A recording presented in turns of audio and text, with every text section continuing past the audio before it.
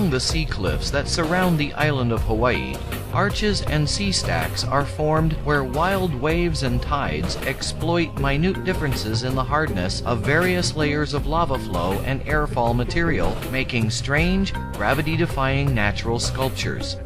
Although common, there are few places where these arches and stacks are easily viewable. One such place is Holei Sea Arch, which is currently directly seaward of the end of the Chain of Craters Road.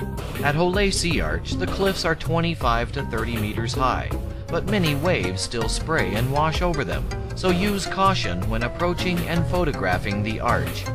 Notice along the lower cliffs, in the area toward the eruption viewing platform, the several large boulders which have been dropped by giant angry waves crashing over the sea cliffs.